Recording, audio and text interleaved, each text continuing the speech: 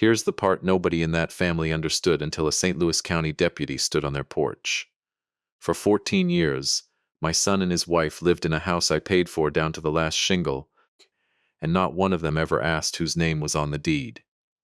They found out on a Friday afternoon, standing on the lawn with their suitcases still in the trunk, while a moving truck backed into a driveway that no longer belonged to them. My son looked at me across his own kitchen and said, "My wife's family comes first now. If you can't accept that, maybe you should move out." I didn't argue. I nodded, picked up a bag I'd packed 4 days earlier, and walked out the front door. They thought they were getting rid of a useless old man who'd overstayed his welcome. I let them believe that for exactly 19 days. Then they came home from Palm Springs to a new lock, a new owner, and a police officer waiting on the porch to tell them the house had changed hands the morning before. My name is Emmett Sorrell. I'm 70 years old, and I've lived on the shore of Lake Superior, in and around Duluth, Minnesota, my whole life. I laid stone for 37 years, retaining walls, footings, chimneys, foundations under old lake houses that were sliding toward the water an inch a year. People hear stonemason and picture somebody arranging flat rocks into a nice border along a flower bed. That's not what I did. What I did was hold buildings up. There's a thing about a stone wall I want you to carry with you through this whole story, because it's the spine of everything that happened to my family. The stones you can see from the road, the ones people admire and take pictures of, are not the stones holding the wall together. Behind that pretty face, there's what we call the hearting, and the through stones, set crossways deep into the middle of the wall, where no human eye will ever land on them again, as long as that wall stands. A wall stands because of what's buried in it, not because of what's showing. I could take you to a retaining wall I built in 1988 on the hillside above Congdon Park, put my hand flat on one particular stone, and tell you that's the one. Pull that stone and the whole face comes down inside a week, and nobody watching from the sidewalk would ever have picked it as the important one. It isn't the biggest stone in that wall. It isn't the prettiest. Half of it doesn't even show. Hold on to that, because I'm coming back to it. And it cost me something to understand what it meant about my own life. My wife was Lou Ellen. Everybody who loved her called her Lou. We were married 38 years. She died 5 years ago this past March. Early onset Alzheimer's. They told us when she was 60, and she was 65 when she died. And I am not going to walk you through the middle years of that, except to tell you one thing, because it matters more than anything else in this story. By the end, she did not know my face. 5 years of watching a woman lose her own life while she was still standing inside of it. She lost our wedding day first, then the ferry trip we took to Isle Royale in 1987, then the morning our son was born. By her last winter, the only door I had left into her was photographs. I'd sit on the edge of her bed with an album across my knees, hold one up and say, "That's you, Lou. That's you on the point at Grand Marais." And every so often, something would move behind her eyes for 3 or 4 seconds before it went dark again. 3 or 4 seconds was the whole transaction by then. So, when I tell you later what somebody did with those photographs, I need you to already understand what they were. They were not decorations on a wall. They were the last working road into my wife's mind, and I walked it every single day for 2 years. Our son is Grady. He's 40 now. He does estimating for a commercial roofing company here in town, and he's good at it, and I have never once been anything but proud of the work my son does. His wife is Devon. She's 36. They got married 12 years ago, and about 2 years after the wedding they wanted a house, and the math simply did not work. It doesn't work for anybody that age anymore, not with what starter homes go for now on the north side. Devon had student loans left over from a program she never finished. They had wedding debt on 2 cards. The lender looked at the pair of them and wasn't moved an inch. Grady came to my kitchen table on a Wednesday night and could barely get the sentence out of his mouth. He was 29. He was embarrassed, and he kept turning his coffee cup a quarter turn at a time, over and over, the way he did as a boy when he'd broken something and hadn't told me yet. I didn't make him ask twice. I want to be honest about that. I didn't even let him finish the sentence. I was 16 months out from burying his mother, and I would have handed that boy anything, on this green earth to have a house to be in on a Sunday. I put down the down payment. I covered closing. And when the loan officer said the cleanest way to structure it, given the numbers on paper, was to put the mortgage and the title in my name alone. Until Grady and Devin got their footing, everybody at that table nodded along like it was nothing. Devin smiled at me across the table and said, "Just for now, Emmett." I believed her. I want to say that plainly, because it matters. I believed her, and I think in that exact moment she meant it. I set the payment to draft automatically out of my retirement account on the 4th of every month, and I did not say one more word about it for 14 years. That was not generosity on my part. I need you to hear that clearly, because that silence is the entire failure at the center of this story, and I'll come back and stand in it before I'm through. I moved in with them about a year after they closed on the place, because the house Lou and I had shared had gotten to where I couldn't sit in the front room past 4 in the afternoon without hearing her in it. And I want to be fair here, because it's easy to tell a story like this and let people assume the whole 14 years was misery. It wasn't. The first 3 years were good, and I won't let anybody, including myself, take that away from what actually happened. Sunday dinners. Grady grilling badly and getting better at it. That first summer, I built a stone fireplace in their living room out of Lake Superior basalt and split agate, 2.5 tons of it, hauled and set myself. 6 weeks of evenings after work. It's still the best thing I ever built with my hands. Down low in the third course, on the left side, I set one small polished piece of banded agate about the size of a deck of cards. Masons do that sometimes. You put a mark in a wall that nobody will ever notice, and you know it's there, and that's enough. Devin used to bring a mug of coffee out to me while I was pointing the joints and sit on an overturned bucket, asking questions about the stone, where it came from, how old it was, whether it had been underwater once. She was genuinely curious. I want that on the record too, because that part was real, and I think about it more than I let on. I had a young guy helping me on side jobs back then, named Cole Anders, 23, learning the trade off me the same way I learned it off a man named Halverson back in 1976. Cole used to say I built that fireplace like it was going to have to outlast the house around it. He wasn't wrong. Stone doesn't know whose name is on a deed. It just knows whether it was set true. Then Devin's folks retired. Hollis and Peg Marsh. Hollis was 63 then, Peg 60. They started coming up for weekends, and the weekends got longer, and then there was a dresser drawer with Hollis's undershirts in it, and then a second drawer, and then Peg's blood pressure cuff took up permanent residence on the back of the guest bathroom door. Nobody ever announces a thing like that. There's no single day where somebody moves in. There's just a Tuesday, 11 months later, when you realize you haven't had the house to yourselves since April. Hollis had an opinion about everything in that house, the paint color in the hall, the pitch of the driveway, the way I stacked firewood against the garage. It took me almost 4 years to understand the man, and once I did, it changed how I carried the whole rest of this. Hollis Marsh never owned a house in his life. Not one, not ever. Devin told me later there had been 10 different rentals before she finished high school, 4 different school districts. Her whole childhood measured out in landlord notices and a rented box truck. And here Hollis was at 63, finally living in a 4-bedroom on half an acre with a stone fireplace somebody else had built. Every time company came over, he gave the tour. "This is our fireplace. This is the deck we redid last fall. Come see what we did with the yard." He wasn't doing it to cut me down. He was doing it because he was 63 years old and a guest in somebody else's house again, and narrating it as his own was the only way a man built like that could get through an afternoon. I understood him about 4 years too late to do either one of us any good. Peg was a different animal entirely. Peg didn't need to be rude to make her point. She simply conducted herself as though I wasn't present in the room. If I started a sentence, she'd finish her own straight over the top of it.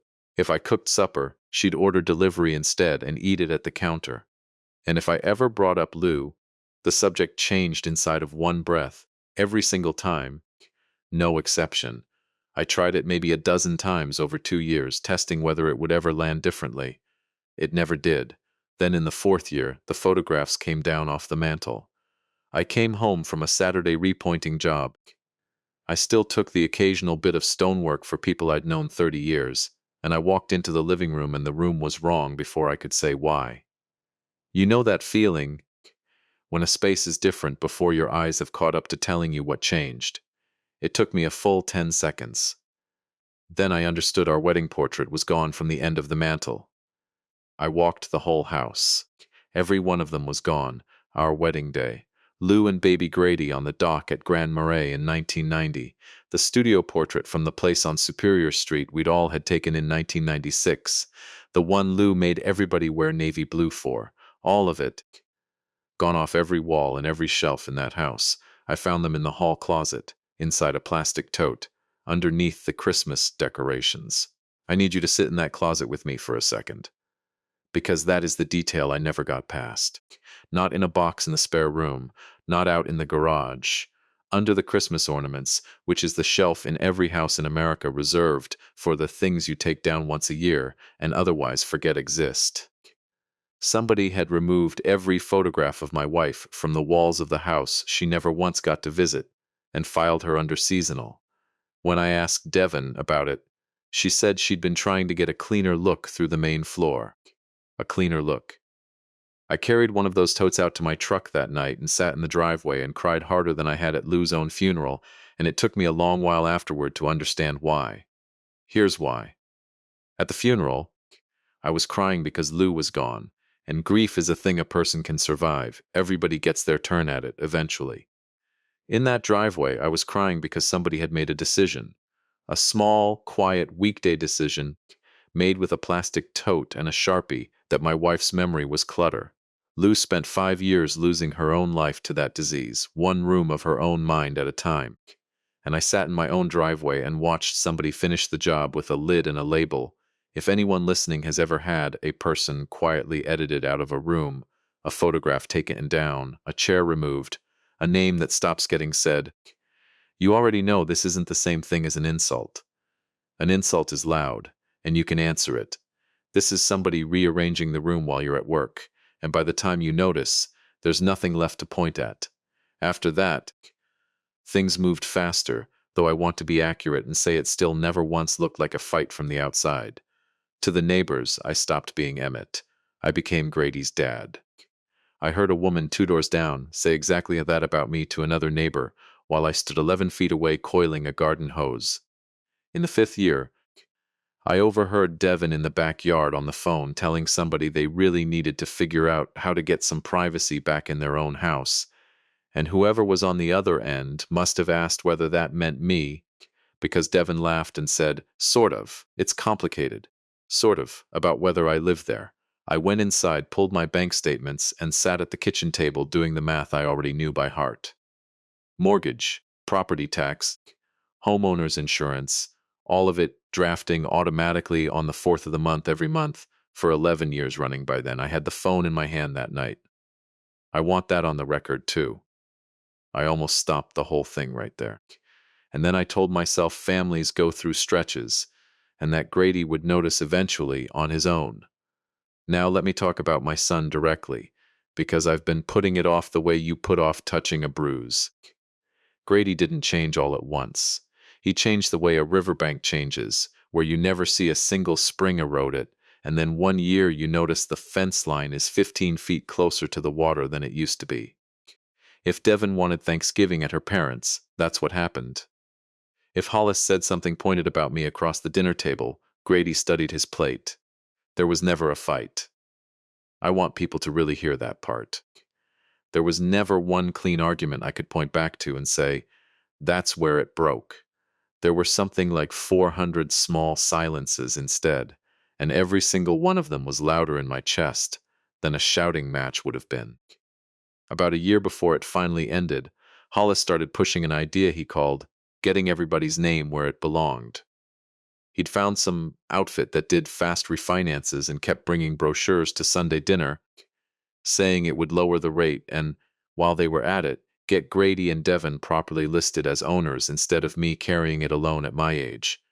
I told him I'd think about it, mostly to end the conversation. What I actually did was call an old client of mine, a mortgage broker named Sylvie Odom, who I'd built a chimney for years back, and asked her, off the record, what a move like that would actually require. She told me plainly. It would require me signing away sole ownership of a house I had built and paid for entirely by myself. I never signed a single thing, but I noticed a few weeks later that Hollis had already called that same finance outfit asking for paperwork on my house without ever once asking me. That was the first time in 14 years I drove downtown and sat in a lawyer's waiting room, not to do anything yet, just to understand exactly where I stood. Her name was Marlene Iverson, and she'd done my will after Lou died. She pulled the file while I sat there and told me the deed had never once left my name. I didn't act on it that day. I just needed to know the ground under me was solid before anybody told me otherwise. It ended over a garage. I had my tools set up in the third bay, 37 years of them, diamond blades, chisel sets, and my own father's brick hammer, which I'd used since 1978, and which still has his initials filed into the steel by his own hand. Devin wanted to turn that bay into a home gym. I said I still used the space regularly, which was true. Hollis laughed from the doorway and said something about a man my age not needing all that equipment anymore. Devin crossed her arms and said, "We need the room more than you do." I stayed calm. "I want that understood." My voice never rose. I said, "Devin, I paid for that garage." And that's when it came out of her. She said, "You've been living off us for years. You're a freeloader in this house." I want to slow this exact moment down, because there were about 11 seconds after she said it where nobody in that kitchen made a sound, and I have replayed those 11 seconds more times than any other 11 seconds of my life. Hollis stood in the doorway with a dish towel over his shoulder, looking at the floor. Peg was at the sink, and she turned the water on, which is what she did instead of being part of anything hard. And Grady stood by the island with his phone still in his hand. I looked at my son. And here's the honest truth of what was moving through my head in that second, because people always assume it was rage. It wasn't. What I was thinking was, here it comes, 40 years, and here it comes. And underneath that, absurdly, I was thinking about a Tuesday in 1994 when he was 7 and came off his bike on Woodland Avenue, and I carried him 6 blocks home with my thumb pressed over the cut above his eye. That's what your mind hands you at a moment like that. And it is no help at all. Grady set his phone down on the counter, looked at the floor, and said, "Dad, Devin and her parents come first now. That's just how it is. If you can't be okay with that, maybe it's time you found your own place." Nobody moved. And here's the strange part, the part I've turned over more than anything else. I laughed. Not at him, not cruelly. Just one short sound that came out of me before my brain had caught up, because what he'd said was so completely impossible that my body reacted before my mind did. Then I said, "All right, that's all." That was the entire speech I gave. I did not tell them one single word about the deed that afternoon. Not one word. I want to tell you why, because it's the only part of that whole day I'm still proud of. If I'd said it right then, standing in that kitchen with my hands shaking, "This is my house, I hold the paper, I've made 168 payments," it would have become a fight about money forever after. That would be the only story they'd ever tell about that day for the rest of their lives. And it was never about money. It has never once been about money. So I went upstairs, got the bag I'd already packed 4 days earlier without ever admitting to myself it was a packed bag, and walked out the front door. I stood on the front walk for a second and looked back at the face of that house. And that's when the wall came back to me.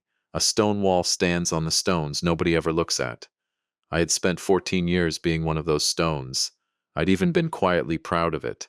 And the whole time, not one person inside that building had any idea I was the thing holding the load. That's not their crime. That one is mine. I pulled over on London Road about a mile down, sat there maybe 20 minutes with the engine off, watching the lake through the windshield. Then I called Marlene Iverson again. She got me in first thing Monday morning, and she already had most of it pulled from the earlier visit. The warranty deed. My name only since 2012, never amended. Not once. The mortgage originated in my name, paid every month from an account only I had ever touched. 14 years and 3 months of property tax receipts. 14 years of homeowners policy renewals. A new roof in 2020. A water heater in 2018. A sewer line I paid $9,000 to replace in 2022 that my own son still doesn't know happened to this day. She laid all of it across her desk and said, Emmett, this has always been your house. They live there because you allow it. That is the entire legal reality, full stop. Then she asked the question that actually mattered. She said, what do you want to accomplish? I sat in that chair a long while before I answered, and I gave her the honest thing. I said, I don't want to hurt anybody. I just cannot keep paying for a roof I'm apparently not welcome under. She laid out 4 paths. Keep paying and say nothing. Ask them to leave. Put them on a real lease at a real number. Or sell it outright. I told her I wanted to sell. On the drive out to the extended stay place I'd already booked out by Hermantown, I kept waiting to feel guilty about it. It never showed up. What showed up instead was calm, the specific, unfamiliar kind you get when you've finally made a decision that isn't built out of fear. Lou used to say you can't pour water out of an empty jug, usually about my own mother. God knows how many times over 38 years. I never once understood what she meant by it until I was 70 years old sitting at a red light on London Road. 3 days later, Grady called, cheerful, completely normal, like nothing had happened at all. Devon's parents had surprised everyone with a week in Palm Springs, leaving that Thursday all booked and paid for by Hollis. He didn't ask where I was staying. He didn't ask if I was all right.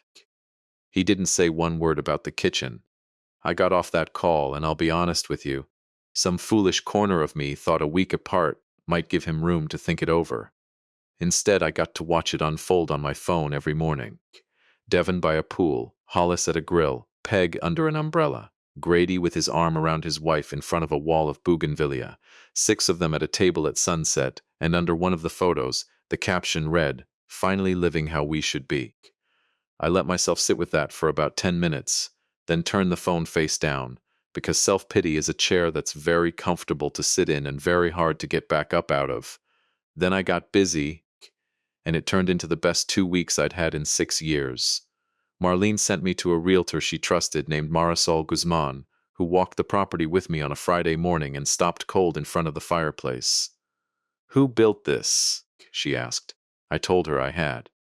She looked at it properly for a full minute, really looked, ran her hand along the mortar joints. Nobody had said one honest word about that fireplace in 11 years. I put real money into getting the house right before it went to market. Cleaners for 2 days straight, a painter for the hallway. I patched every nail hole myself with my own hands. I finally rebuilt the deck rail I'd been meaning to get to since 2023, working alongside Cole, who'd since started his own small outfit, and a kid he brought along named Deshaun, 24, who called me sir until I made him stop.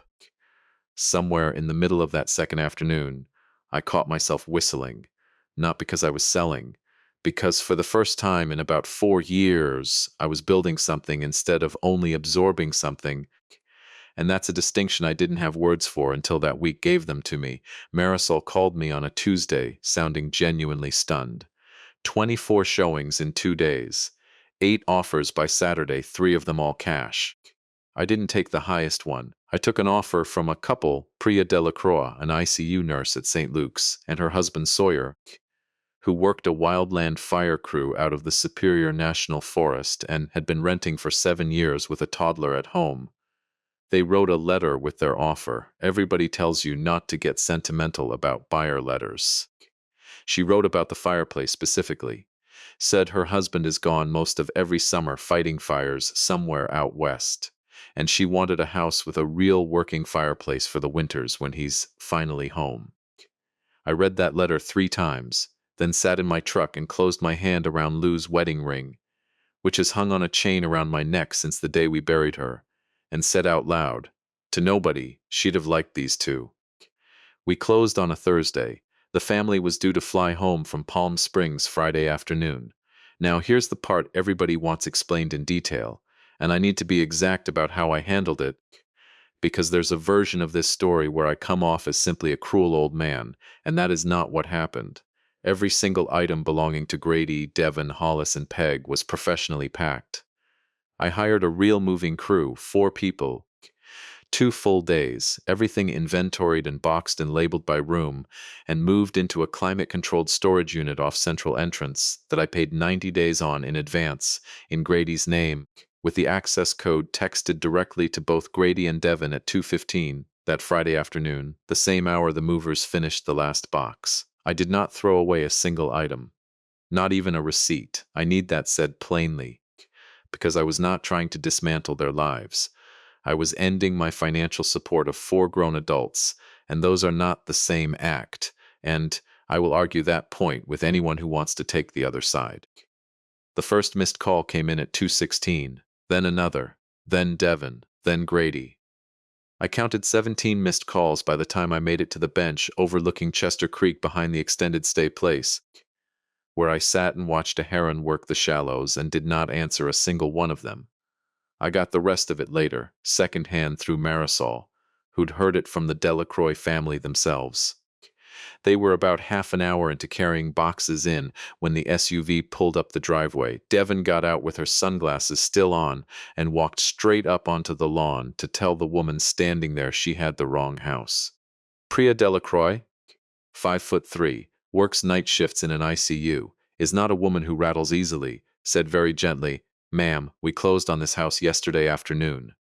Hollis got loud out on that lawn about it being their property. Sawyer came out of the garage and didn't raise his voice at all. He just walked to the truck, pulled out a folder, and held it open. Devon went to the front door and put her key in the lock, and it didn't turn. I'd had the locks changed Thursday evening, right after closing. Somebody called the police. A St. Louis County deputy stood in that driveway and told my son, as gently as anyone could manage it, that county records showed the parcel had transferred ownership the previous morning. Devon turned to Grady on that lawn and said, in front of the deputy and the Delacroix family, and I don't know how many neighbors watching from their porches, "You told me he would never do something like this." He didn't answer her, because he had believed exactly that. He would have sworn to it under oath a week earlier. The calls kept climbing. 31, 44. Then after dark, Grady left a voicemail that wasn't angry anymore at all. He just said, "Dad, please, I don't understand." I sat on that bench in the dark with the phone lit up in my hand and understood something that reorganized the whole thing in my head. He genuinely hadn't known. Not once in 14 years had he looked at the deed. Not once had he asked whose account the payment drafted from. When that sewer line failed in 2022, he'd come home from work and found it already fixed, and never once asked what it cost or who'd paid for it. Not because he was avoiding the question, because it had become automatic, and it had been automatic since he was 29 years old. A thing that runs automatically for 14 straight years stops registering as a thing that's happening at all. Convenience turns into invisibility every single time. Without exception, I called him back around 9. He picked up on the first ring and he was crying, which I've heard from that man maybe 3 times total in his whole life. I said, "Grady, I didn't take your house. I sold mine." There was a silence on that line. I'd put it close to 15 seconds. I said, "It's been in my name alone since the day you two moved in. I made 168 payments. I don't believe you ever actually knew that." And he said, "No." Just that single word. Then he said, "Where are we supposed to go?" I told him about the storage unit, the 90 days already paid, that everything had been packed properly and nothing was damaged. He asked why. I gave him the only true answer I had. I said, "Because I finally believed you. You told me your wife and her parents come first now, and I heard you say it. A man doesn't keep paying the mortgage on a house he's been told he's only a guest in." Then Devon took the phone from him, and she was screaming about the humiliation of it, about what I'd done to them in front of the whole street, about what a father supposedly owes his son. I said, "I owe my son love. I don't owe him a mortgage." And I hung up and I turned the phone off entirely, and that night I slept 9 straight hours, which I hadn't managed once since before Lou got sick. The month that followed was quiet in a way that frightened me at first. For about 15 years, quiet in my life had meant somebody was upset with me, and I had a job in front of me to fix it. Quiet meant go handle something. This quiet just sat there and didn't ask anything of me. After about 3 weeks, I finally understood it wasn't loneliness at all. It was room. I bought a small place in Bayfield, Wisconsin, up on the Lake Superior shore near the Apostle Islands, a two-bedroom on the north end of town, white clapboard with blue trim, 4 blocks from the water, with a porch that catches the evening light off the lake. Paid cash, no mortgage, no lien, nothing on that title belonging to a single soul but me. My new neighbor showed up with a pan of cinnamon rolls before I'd even finished unloading the truck. Odette Munro, 73, has lived on that street since 1991, knows everybody's business, and will tell you all of it, whether you ask or not. By that first evening, I'd met 4 more people who didn't know one thing about me and didn't seem to require any explanation before they liked me anyway. I started volunteering with a small outfit that builds ramps and grab bars and does light repairs for older folks and veterans who can't manage their own homes anymore. Steps, railings, the occasional chimney repair, which is where I come in handy. One Saturday that October, we rebuilt a ramp for a man named Gustav Lindqvist, 91 years old, Korea, lives alone out past the county line. When we finished, he stood at the top of that ramp and cried, and shook my hand with both of his, and thanked me like nobody had done a single thing for him in a long time. Gratitude isn't loud. I'd forgotten that somewhere along the way. It's usually one short sentence somebody actually means. Through Marlene and eventually through Grady directly, I learned how it went for the 4 of them afterward. A 2-bedroom rental in the Lincoln Park neighborhood, and a household budget that turned out to cost about $900 a month more than any of them had ever understood it cost, because the biggest single bill in that family's life had been drafting quietly out of an account in Duluth that nobody had so much as glanced at since 2012. The Palm Springs trip went straight onto a credit card. Hollis and Peg moved back to their own place in Superior, Wisconsin inside of 6 weeks. There simply wasn't room for 4 adults in a 2-bedroom rental. For the first time in 11 years, nobody else was carrying that family, but the 2 people whose names were actually on the lease. Grady called in December. He'd picked up weekend shifts at a distribution center out by the airport. I told him I was proud of him, and he went quiet on the line for a long moment. Then he said, "I didn't expect you to say that." Then he said, "Dad, I genuinely had no idea what any of it actually cost." And right before he hung up, he told me he loved me, which he hadn't said to me since his mother's funeral. I sat on my porch in Bayfield until it got dark that night. That wasn't forgiveness yet. It was a beginning, and those are 2 different things. And anybody who tells you otherwise is selling you something you don't need. In January, Marlene sent over a box she'd found while cleaning out old client files, records from the original 2012 purchase. At the bottom of it was a manila envelope that wasn't hers and wasn't mine either. Lou's handwriting was on the front of it.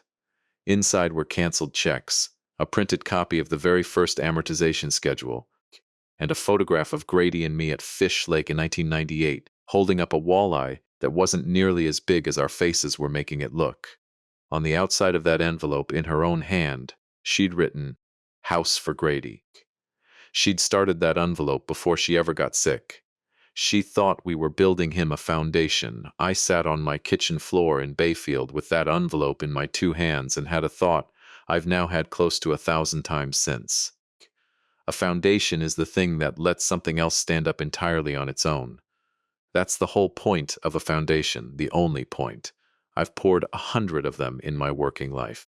A foundation is not a thing you keep holding up forever with your own back. And I hadn't built my son a foundation at all. I'd gotten underneath him in 2012 and simply stayed there for 14 years. And every single year that passed, he stood a little less on his own legs, and I carried a little more, and I called the whole arrangement being a good father. Grady drove up in March. He texted first, asked if he could come see me, and I answered with 2 words: anytime. He looked different when he stepped out of the truck, heavier through the shoulders from the warehouse work, new lines around his eyes that hadn't been there in the fall, work boots with real damage on them for the first time in years. We sat on the porch swing for a while just watching the lake before either of us said much of anything. Then he said, "I let it happen." He told me he'd spent years telling himself that staying quiet was keeping the peace, that if he didn't take a side, nothing would ever blow up. Then he said, But not taking a side meant you were standing there alone every single time, and some part of me always knew that. He said he'd spent 2 whole nights going through his own copies of everything Marlene had sent, every payment, every single year of it laid out in black and white. He said, I never once asked whose account it came out of. You trusted me to notice, and I never looked. I told him those were two different things, and I'd rather he not carry the second one because it wasn't true. You didn't use me, Grady. You just never looked. And he asked me why I'd never once told him no. I gave him the answer I'd worked out sitting on that kitchen floor back in January.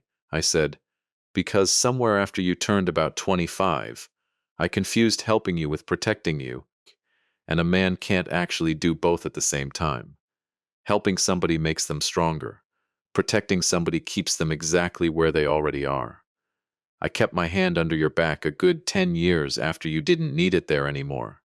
And the result is you turned 40 before you ever found out what a house genuinely costs. That same afternoon, Odette came by with a plate of something, and then a man from the volunteer crew stopped in about a chimney needing a look before spring, and both of them talked to me the way people talk to somebody who matters in a town, easy and familiar, and I watched my son's face while they did it. Nobody in Bayfield knows the first thing about what happened back in Duluth, and they think well of me regardless. I told him afterward, respect mostly comes from what a man did this month, not what he did back in 2012. Devin came up 3 weeks after that. Grady asked first, and I asked him straight out whether she genuinely wanted to come or only felt she had to, and he said, I think she finally wants to. She arrived on a Saturday, and she looked different too. Thinner in the face, whatever armor she used to carry into a room simply gone. She handed me a box wrapped in brown paper. Inside were the photographs. All of them. Our wedding day. Lou and Grady on the dock at Grand Marais, the navy blue studio portrait from Superior Street. She'd had 2 of them reframed because the glass had cracked somewhere in storage, and she'd paid for that herself, and she never once mentioned it. I found the receipt tucked in the bottom of the box later that night. She stood on my porch and told me why she'd done what she'd done all those years back. She said her father had never owned a house once in his entire life. 10 rentals, 4 schools, and she could describe for me the exact feeling of watching your own mother pack up a kitchen because a landlord had made a decision about you. Then she said, and then I was 24, and we had a house, and it wasn't mine. The deed had your name on it. The walls had your wife's photographs on them. The neighbors called it your house. And you were down the hall every single night. She said, I told myself I was just updating a room. Then she said the true version underneath that one, and her voice went thin doing it. She said, I was trying to make it mine, and the only way I could think to do that was to take you out of it, one small piece at a time. And you were the easiest thing to take, because you never once said anything back. I stood there on my own porch and didn't say the first thing that rose in me, not for a good 10 seconds. Because here's the truth of it. I understood her. I understood her completely and instantly, in a way I hadn't been able to manage for 4 straight years, and understanding it didn't make it hurt any less, and it didn't make any of it right either. Those photographs were the last road into my wife's mind, and somebody filed her under seasonal, but I know exactly how a person arrives at that decision. She wasn't cruel. She was 24 years old, and she'd never once in her life had a place of her own, and she finally got one with an asterisk attached to it, and she spent 4 years trying to erase that asterisk, and I was the asterisk. She never once asked me what any of it had actually cost me. She said as much herself, standing right there. She said, I think I told myself that because you never said anything. It wasn't costing you anything. That's the whole sentence. Right there, the one that explains the entire 14 years. She didn't expect it fixed that day. And I told her it wouldn't be. I told her I'd forgiven her before she'd even gotten out of the car. Because forgiveness is the easy half of the work. Trust is the part that takes actual years to rebuild. And I'm 70 years old now, so we'd better get started on it. 2 years on from all of it. Grady and Devin bought a house of their own last spring, a small place over in the Piedmont neighborhood, and they did every bit of it entirely themselves. Devin went back to work full-time.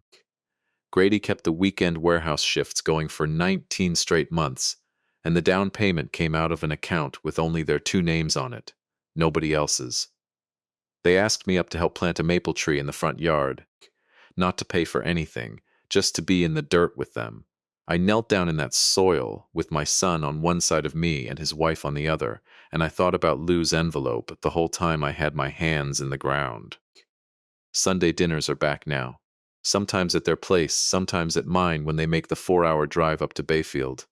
Hollis and Peg come by maybe twice a year now, and Hollis is quieter than he used to be. I've started asking him about all those different places he lived as a kid himself, before he ever met Peg, and it turns out there are some real stories buried in there, if you're willing to sit and let a man tell them. So here's what the whole thing actually taught me, and it isn't the lesson most people expect going in. Everybody wants the moral to be set better boundaries. Fine, true enough. You'll find it on 1,000 different posts already. The real one runs deeper than that. The money was never what they actually took from me. I made 168 mortgage payments and never once flinched at a single one of them, and I'd do every one of them again tomorrow without blinking. Not one time in 14 years did the money itself keep me up at night. What ended it was a plastic tote in the back of a hall closet. People will tell you a family falls apart over money because money is the part you can attach a number to and point at. It almost never actually is. It's about who gets to remain visible in a room. And the mechanism underneath it is never really taking. It's removal, and removal is quiet by nature. Nobody ever sits you down and announces that your photographs are being reclassified. Your chair just ends up pushed into the corner one day. Your own name turns into somebody's dad. Your workshop turns into somebody's opportunity. You will notice immediately if a person takes something from you outright. You will almost never notice a person removing you because there's no single moment to point at afterward. There's just a Tuesday when the mantle looks different, and you can't quite say why. So here's the one thing I genuinely ask you to do with all this, and it costs you nothing but about 11 seconds of discomfort. If you're quietly carrying a cost for somebody else right now, a payment, a bill, some obligation that drafts out of your account every month, and nobody has ever once acknowledged out loud, say the actual number out loud one time, not in the middle of a fight, not to collect a debt off it. Pick some ordinary Tuesday and just say, I want you to know what this actually costs, and I'm glad to carry it, and I'm not asking you for one thing in return, because a cost that's never once been spoken out loud can't ever be appreciated. It can't even properly be resented. It can only be assumed, and once something's been assumed long enough, it disappears completely, and eventually you disappear right along with it. My son turned 40 before he ever heard the actual number. That isn't his fault. I'm the one who never said it out loud. And the question I still sit with most evenings, even now, is what am I carrying right this minute that the person I'm carrying it for has never once had to say out loud themselves? The family that bought that house in Duluth sent me a Christmas card this past winter. Priya had taken a photograph of the fireplace with a stocking hanging from the mantel. There's a small piece of banded agate set down low in the third course on the left side, about the size of a deck of cards. They don't know it's there. That's perfectly fine. It's still holding the wall together just the same, whether anybody ever notices it or not. Now I want to hear from whoever's listening, because people land hard on this from both directions. Leave a 1 in the comments if you think I did right. Selling that house while they were away, having everything packed properly, and letting them find out from a deputy standing in the driveway. Leave a 2 if you think I should have sat all 4 of them down first and told them plainly, this is my house, and here's exactly what's changing, even knowing full well how that particular conversation would have gone. And leave a 3 if you think I never should have sold it at all, that a man who'd spent 14 years being invisible in his own son's house had earned the right to say one true sentence out loud in that kitchen and simply stay put. Number 3 is the one I still go back and forth on myself, more than any of the others. If you've got something to say to that one, I'll read every word of it. Tell me, too, where you're listening from and what time it is right where you are. It's coming up on 9 here, and the lake's gone flat as glass out past my porch rail, and it still gets me every time. Knowing somebody out there is hearing an old stonemason talk while they're eating their own breakfast clear on the other side of the world. And here's the one I really want to know. If somebody has ever quietly removed a person from a room on you, taken a photograph down, stopped saying a name, gotten rid of a chair that used to belong to somebody, tell me about it in the comments. Tell me whether you said anything about it at the time, because I didn't. I carried one tote out to my truck and cried in my own driveway. And then I walked back inside and made supper like nothing had happened. And I let it stand exactly like that for 4 more years before I ever did a single thing about it. If this story reached you tonight, stay with me and subscribe if you haven't already. It's just an old stonemason on a porch in Wisconsin with a microphone and a bad knee. There's another one coming. This is a fictional story inspired by real emotional experiences, fully rewritten and reimagined on the shore of Lake Superior to create original content. Any resemblance to real people or events is entirely coincidental.